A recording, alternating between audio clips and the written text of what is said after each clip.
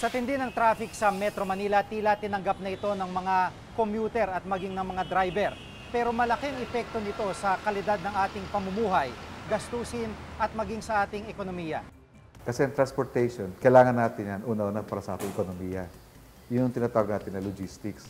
Paano madala yung mga cargos, yung mga gamit sa, sabihin natin, sa mga tindahan, etc. Saka yung mga pagkain. Pangalawa, accessibility. Paano natin ma-access? Halimbawa yung mga eskwelahan, yung mga opisina natin. Paano tayo makapagsabi na magkaroon ng mobility? Yung mobility, yung madaling maglakad, madaling pumunta sa isang lugar. Ang traffic kasabay ng iba pang negatibong epekto sa pamumuhay ng mga tao, karaniwang resulta ng kawalan ng plano sa urban development. Halimbawa, pag dumami ang mga malls, pag dumami yung mga eskwelahan, pag dumami yung mga subdivisions, tapos walang control, walang plano, sigurado ka-traffic. Kunwari, ikaw dati, nung wala pang traffic, mula sa bahay papunta sa office mo, sabihin natin sa GMA station, dati, kuwan ka lang, 45 minutes lang yung travel time mo. Ngayon, dahil nagkaroon ng maraming development, nagkaroon ng traffic, nagiging isa't kalating oras. Sa pag-aaral na ginawa ng JICA, nasa 22% ang road space na okupado ng mga pampublikong sasakyan, habang 78% naman ang okupado ng mga pribadong sasakyan. We lack an efficient mass transport system.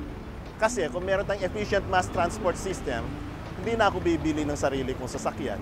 Sasakay na lang ako sa public utility vehicle. Hindi lang efficiency ang kailangan sa mass transport system. It should be consistent and more importantly, sa atin tropical countries, it should be comfortable.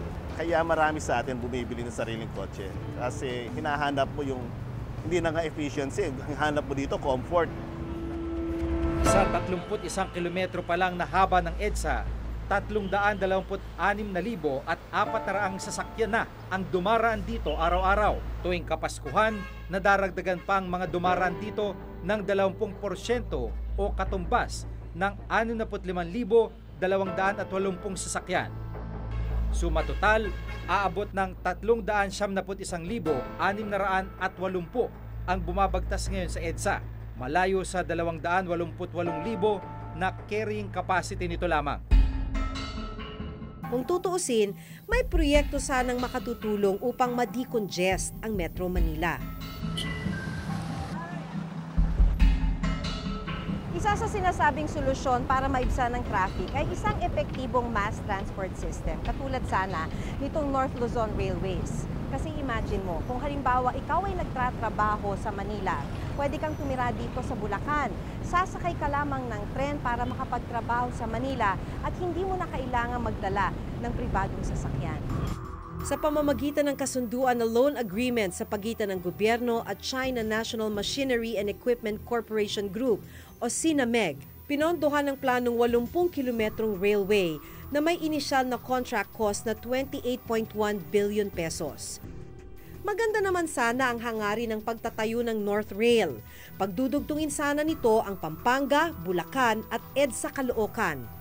Natuklasan kasi ng Commission on Audit na hindi dumaan sa public bidding ang proyekto. Paglabag raw ito sa Government Procurement Act.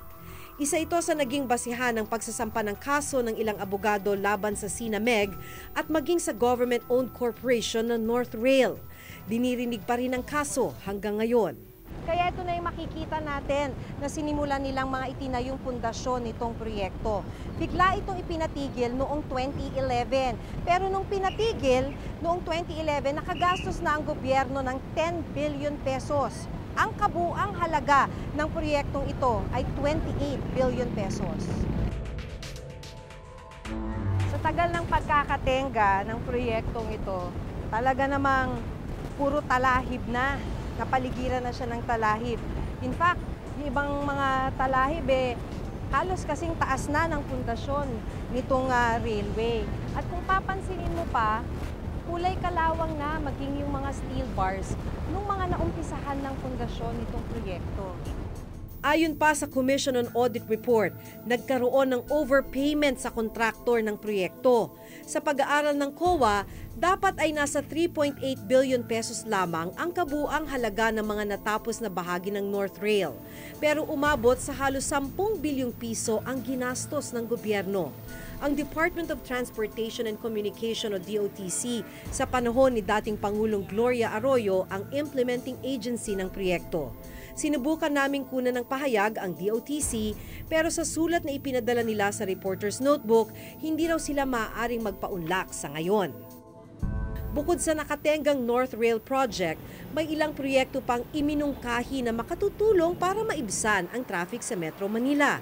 Minsan nang iminungkahi ang pagpapatayo ng Skyway sa EDSA para pa rin tugunan ang problema sa traffic. Dahil kulang na nga yung road capacity ng EDSA, dadagdagan natin to. Pero we cannot do that dahil may laman na yung mga sidewalks, may mga private owners na may mga buildings na. So hindi ka na makapag-expand ng EDSA horizontally. But you can expand vertically. Sa kasalukuyan, isang proyekto ang tinitingnan ng pamahalaan bilang solusyon sa pagsisikip ng trapiko at paglobo ng populasyon sa Metro Manila. Tinawag itong Mega Manila Infrastructure Roadmap o Dream Plan 2030. Sa pangunguna ito ng Japan International Cooperation Agency o JICA at ng 4 na ahensya ng gobyerno kabilang na ang DOTC, MMDA, DPWH at NEDA o National Economic Development Authority. Ilan sa layunin ng Mega Manila Roadmap Project ang mabawasan ang pagsisikip ng trapiko, mawala ang mga hadlang sa tuloy-tuloy na daloy ng mga sasakyan at mabawasan ang sobrang gasto sa transportasyon. Ang buong proyekto may investment cost na aabot sa 2.4 trillion pesos. Sa kasalukuyan, ongoing na ang ilang proyekto na bahagi ng Mega Manila Roadmap, kabilang ang rehabilitasyon sa EDSA at LRT. Pagpapatayo sa Star Tollway Batangas at NAIA Expressway, maging ang pagkakaroon ng Integrated Provincial Bus Terminal sa Parañaque. Plano ring gawing mga bagong sentro ng komersyo ang Subic, Clark, Pampanga, Tarlac, Batangas at Lucena, Quezon. Ang mga probinsya naman ng Bulacan at Cavite ang planong pagtayuan ng mga bagong residential areas. Ang mga nabanggit na lugar, pag-uugnayin ng mga expressway, kalsada at pampasaherong tren, kabilang ang North-South Commuter Rail. Plano rin ang pagtatayo ng isang subway mula Dasmariñas, Cavite hanggang San Jose del Monte, Bulacan. Ayon sa JICA, kung magiging matagumpay ang roadmap project hanggang taong 2030, ang dating 80 minutong biyahe ng isang commuter sa Metro Manila magiging 31 minuto na lang.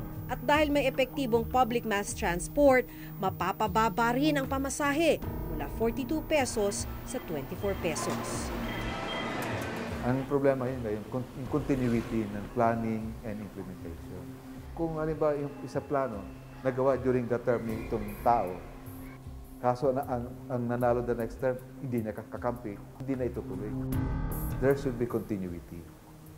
And of course, political will. At habang hindi pa naisa sa katuparan ang kabuuan ng Dream Plan, tila magtitiis muna ang maraming taga Metro Manila, kabilang na si Mang Vicente. Tinatrangkaso, tuloy yan. Basta kumita lang ako araw-araw, okay lang. Pag walang kita, ayun, malungkot. May gusto ba kayong sisihin? Wala naman dapat sisihin dyan. Kahit sino man siguro mo po presidente dyan, ganun din yan.